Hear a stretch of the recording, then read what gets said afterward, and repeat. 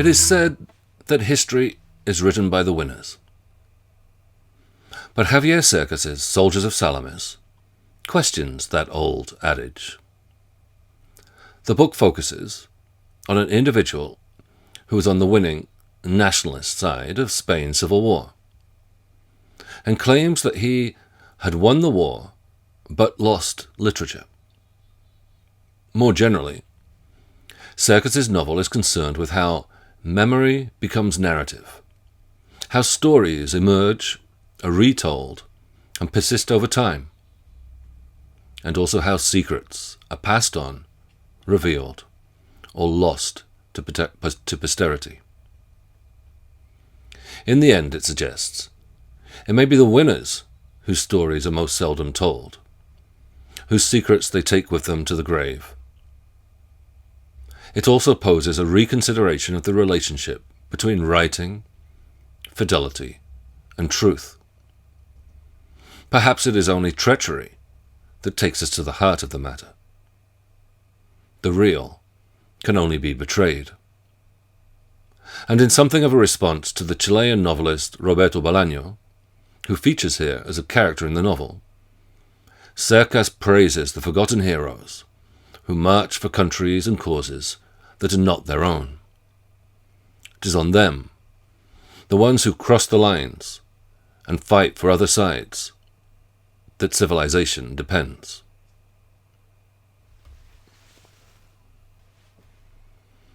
Few novels require an explicit declaration that they are works of imagination rather than fact. Yet Soldiers of Salamis is prefaced, on its copyright page, with the quasi-legal statement, more familiar from the movies than from literature, that this is a work of fiction. Where real-life historical figures and public figures appear, it continues, many of the situations, incidents, and dialogues concerning those persons are entirely fictional, and are not intended to depict actual events or to change the entirely fictional nature of the work. In all other respects, any resemblance to persons living or dead is entirely coincidental. Yet these real-life, historical and public figures loom large in the narrative, and much of what is written about them is demonstrably true. There really was a Spanish writer and politician named Rafael Sánchez Mazas, for instance, whose career was much as the book describes it. He helped to found the Falange, an ultra-right-wing nationalist movement that provided ideological ballast to Francisco Franco's military uprising against the democratic government of the 1930s. He was captured by the Republicans during the civil war that followed. He escaped, according to some sources, a firing squad, and later briefly became Minister of State after Franco's eventual victory. And there really was a Chilean novelist named Roberto Bolaño, who lived in Catalonia, and at one point was an attendant in a caravan park, where, apparently, he met a veteran of the war named Miralles, who had fled to southern France at the close of hostilities, and went on to fight for the Free French forces in North Africa during World War II.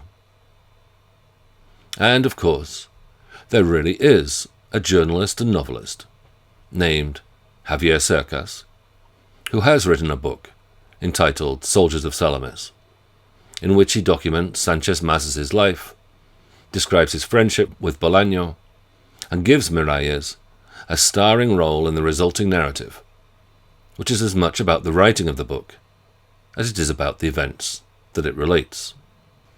There is, however, also much misinformation. Call it imagination in the novel. Cercas, the narrator, tells us that he has just turned 40 in 1994, when his story begins, making his year of birth 1954. That he is divorced, childless, and missing his recently deceased father. Cercas, the author, by contrast, was born in 1962, is married with a son, and, at least when the book came out, his father was still alive and well. Moreover, he never met Miralles, whose first name was Enrique rather than Antoni or Antonio, as the book has it, and who died in 1991, long before Cercas began researching and writing his book.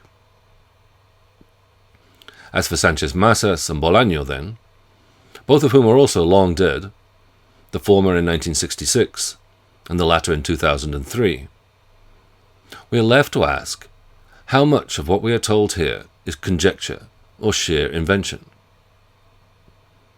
The narrator, or is it the author, warns us on the opening page, "I'm lying." But he also seems to invite us to play a guessing game, to separate out fact from fiction. My question for you is how much all this matters. What truth claims does this novel make? How consequential are the falsehoods or errors in the text? How important, by contrast, is it that we take at least some of what we are told to be true? Pause the video and note down how much, if at all, in reading the novel, you asked yourself about its accuracy or otherwise. While you do that, I'll have a Nescafe. But I'll be right back.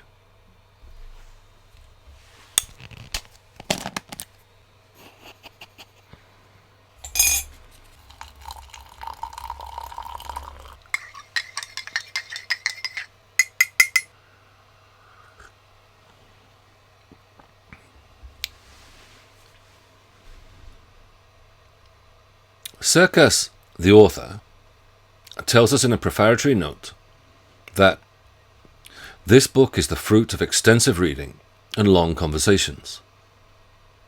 And Cercas, the narrator, makes much of the investigation that went into writing it. In fact, we have a double narrative. On the one hand, there is a story of a relatively minor incident from the Civil War in which Sanchez Masas dodged execution and then evaded Republican forces while he awaited the nationalist advance on Catalonia during the dying days of the conflict. This is a tale that Sanchez Masas himself apparently told many times, and promised he was going to turn into a book, which he said he would call Soldiers of Salamis. On the other hand, flanking this account, the reconstructed text of what the Falangist writer might have written, but never did, is the story of how Cercas pieced that tale together, interviewing experts and tracing witnesses, and ultimately tracking down Miralles, who he comes to believe is the Republican soldier who, by turning a blind eye, enabled Sanchez Masas to escape in that winter of 1939.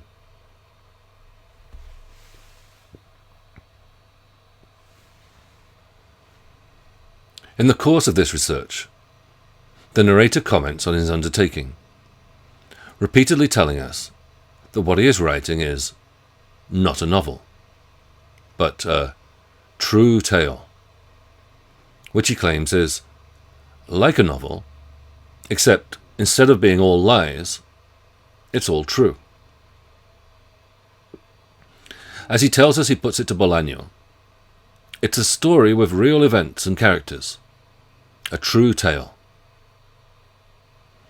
Here Bolaño serves as a foil to Cercas, responding, "Same difference. All good tales are true tales, at least for those who read them, which is all that matters." But when the Chilean tells the Spaniard that you'll have to make it up, the interview with Miralles is the only way you can finish the novel, Cercas demurs. My book wasn't meant to be a novel. Making up the interview with Miralles would amount to a betrayal of its nature. Invention is cast as treachery, while to be true takes on that word's connotations of loyalty or steadfastness, loyal or faithful to a person, cause, promise, etc. Moreover, the fact that it is the translation to English that stresses these connotations. The original Spanish phrase is relato real, though elsewhere the Spanish has fiel a los hechos, faithful to the facts, where the English has verifiable, the fact of the translation adds another layer of duplicity to the story. Bolaño, however, argues against loyalty and in favor of treason. Reality always ends up betraying us. It's best not to give it the chance and betray it first. The real Miralles would only disappoint you, literally deceive you. Te decepcionaría. Better to make him up. The invented one will surely be much more real than the real one. Writing is rendered a battle of betrayal and counter-betrayal, whereby it is not truth, fidelity, that leads to the real, but subterfuge, perfidy, that gives us the really real, the heart of the matter.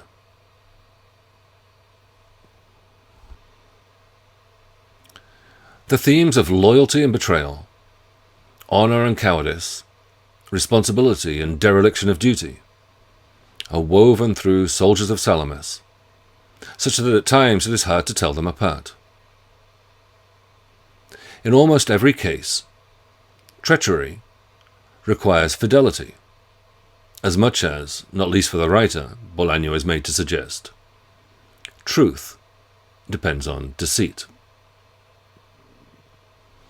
Sanchez Masas, for instance, is the architect of the grandest of betrayals, the nationalist revolt against Spain's legitimate government.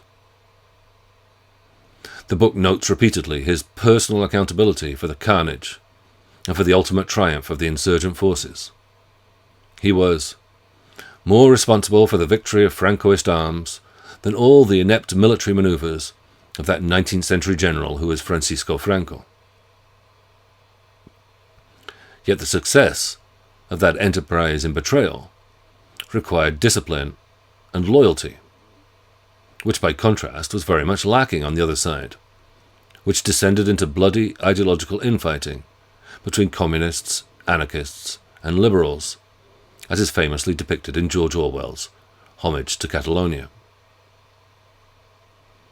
Sanchez Masas, Cercas tells us, kept his allegiance to Franco, even when the general ultimately reneged on his radical ideals of wholesale transformation, in a veritable coup d'etat in reverse, absorbing the Phalange and ensuring that the fascist revolution they dreamt of was never going to happen. Faced with this dilution of principle into sanctimonious, predictable, conservative slop, Sanchez Masas had to choose whether or not to denounce the flagrant discrepancy between their political project and that governing the new state. Naturally, Cercas reports, Sanchez Masas did not. Not right after the war finished, or ever. Loyal to a fault, the writer kept his mouth shut and frittered away his declining years, betraying himself and his own potential as a writer in the process. Hence he won the war, but lost literature, and squandered his own reputation.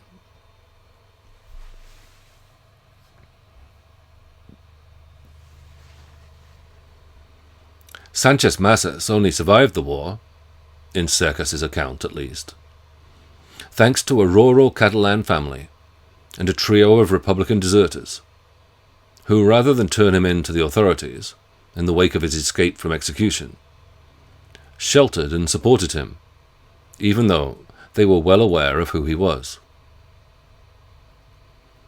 The deserters became the forest friends, a phrase that had all the adventurous ring of a secret password, who implicitly or explicitly enter into a pact with the fugitive Phalangist. Now they would protect him, with their weapons and their youth and their knowledge of the area, and later he would protect them with his indisputable authority as a hierarch.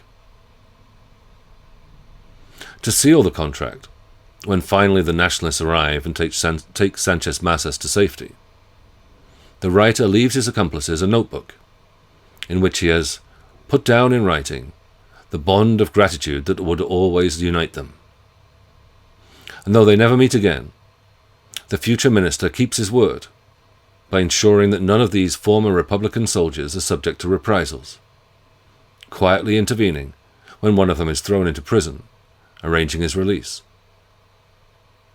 As for the family that fed him, and the other three, their daughter becomes so successful in petitioning sub-officials of Franco's government that over the years she was endowed with a saint's halo, or made into a fairy godmother to the desperate people of the region, whose families came in search of protection for the indiscriminate victims of the new regime.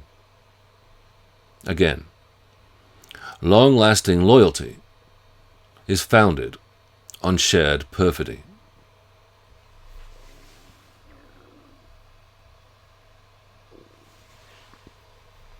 Finally, at the very center of the tale that Cercas tells, there is the soldier who comes across Sanchez Masas in the immediate aftermath of his escape, when he is at his very lowest ebb, muddy and alone, and shaking with dread and shame in an undignified hole in the ground. The militiaman has the condemned man at his mercy, and looks him firmly in the eye. But rather than reporting his find, he calls out loudly without taking his eyes off him, "There's nobody over here!" Then he turns and walks away. It is this moment, this brief but considered dereliction of duty, that drives the narrator's entire investigation. He calls what passed through the soldier's mind when he looked Sanchez Masas in the eye a secret that, if it were to be unveiled, might perhaps also touch on a much more essential secret. But when he comes to imagine this scene in his recreation of what might have been Sanchez Masas's account, the key to this inexplicable refusal comes to be ineffable, beyond language. He tells us that the soldier's look doesn't express compassion or hatred, or even disdain, but a kind of secret or unfathomable joy. Something that eludes words, the way the water in the stream eludes stone. Because words are only made for saying the sayable, when the sayable is everything except what rules us, or makes us live, or matters, or what we are. Less an omission or a fault, here non-compliance is figured as inherent to the basic struggle for survival, the obstinate condition of being that the philosopher Benedict de Spinoza calls conatus, or the striving by which each thing strives to persevere in its being. The militiaman emerges as a version of Bartleby, the title character of American writer Herman Melville's novella Bartleby the Scrivener, whose refrain is that he would perpetually prefer not to. There's nothing negative about this refusal. It is a joyful affirmation of power, even in the shadow of the Spanish Republic's inevitable downfall. It is the secret, inexpressible snatching of victory from the jaws of defeat.